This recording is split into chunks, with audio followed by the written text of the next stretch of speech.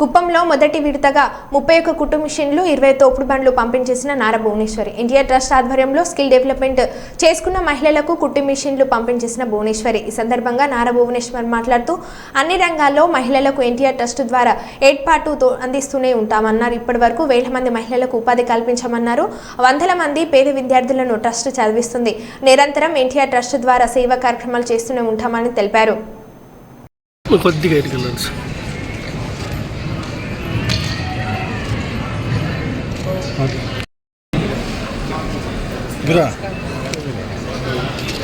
Kuppam municipality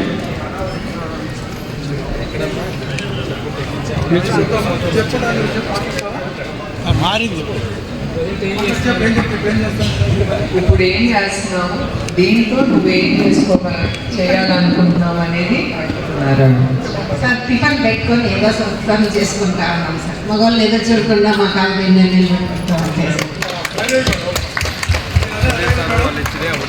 అదే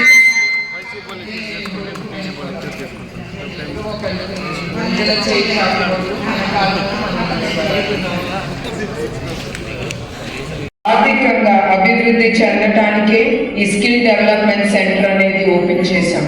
దీని main focus మహిళలు వాళ్ళ కాళ్ళ మీద వాళ్ళు నిలబడాలి.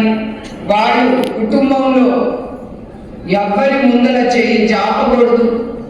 ఎందుకంటే ఒక మహిళగా నేను అది చూస్తున్నాను, అనుభవించాను కూడా. ఒక ఇంట్లో ఉండే స్త్రీగా నేను ఉండేదాన్ని, కానీ ఇప్పుడు నేను హెరిటేజ్ సంస్థ నడుపుతున్నాను. ఎందుకు అది నడుపుతున్నాను అనేది అవసరం బట్టి నేను దాంట్లో దిగాల్సి వచ్చింది. కానీ నాకు ఎవరు లేదు, చెప్పలేదు దాన్ని ఎట్లా ముందుకు తీసుకెళ్ళాలని. స్వతహాగా నేనే నేర్చుకుని దాన్ని ఆ సంస్థని ముందుకు తీసుకెళ్ళాను.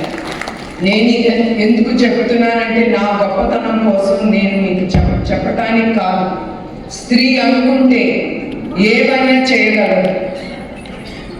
అట్లాంటి స్త్రీ ఆ తేడా నేను కూడా చూస్తున్నాను. ఇంట్లో ఉంటే బయటికి వెళ్ళి పనిచేస్తే అనేది తేడా గురించి మీ మహిళలకి చెప్పదలుచుకుంటున్నాను.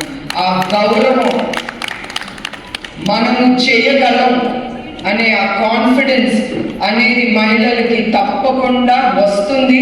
అది అవసరం కూడా మనం చేసే ప్రతి పని పక్కనాడు గౌరవించాలనేదే మన ఆలోచన ఉండాలి. అట్లా ఆలోచిస్తాం మనం ముందుకెళ్తే తప్పకుండా దేవుడు అనేవాడు దారి అతనే చూపిస్తాడు. ఇతరులు వచ్చి మనకి చూపించక్కర్లేదు. మనకి ఆ కాన్ఫిడెన్స్, ఎస్ మనం చెయ్యగలం, చేస్తాను అని దాని మీద ఫోకస్ పెడితే తప్పకుండా మనం మహిళలు మనం ఏమైనా చేయగలం.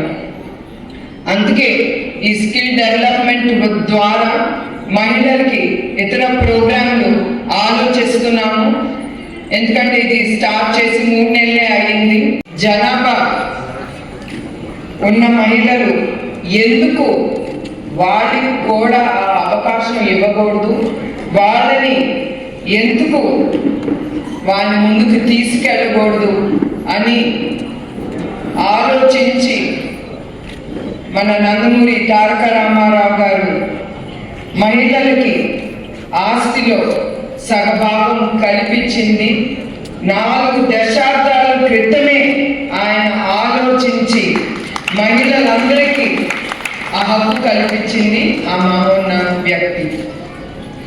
అట్లానే తిరుపతిలో మహిళ ప్రత్యేక యూనివర్సిటీ ఏర్పాటు చేశారు.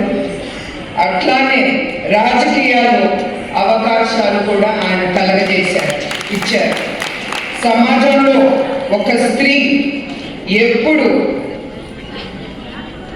ఆర్థికంగా తన కాళ్ళ మీద తను నిలవాలని, అట్లానే మహిళ అభివృద్ధి చెందాలని, తను గౌరవం పొందాలి సొసైటీలో, ఎవరు ముందర తను చెయ్యి జాపకూడదు, తనకి గౌరవం దక్కాలి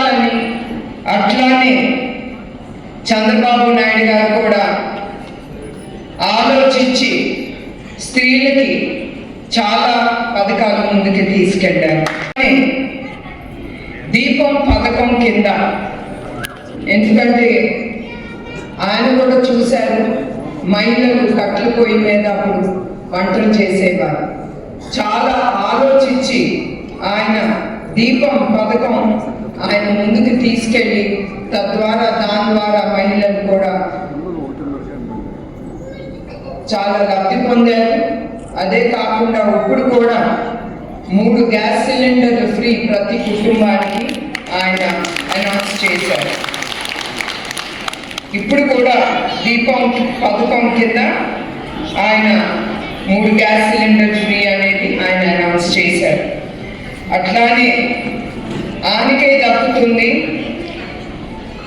ఆ గొప్పతనం. దళిత మహిళ ప్రతిభా భారతి గారిని ఏపీ అసెంబ్లీ స్పీకర్గా ఎన్నుకోవడం ఏనాడు అది జరగలేదు మన ఆంధ్ర రాష్ట్ర హిస్టరీలో.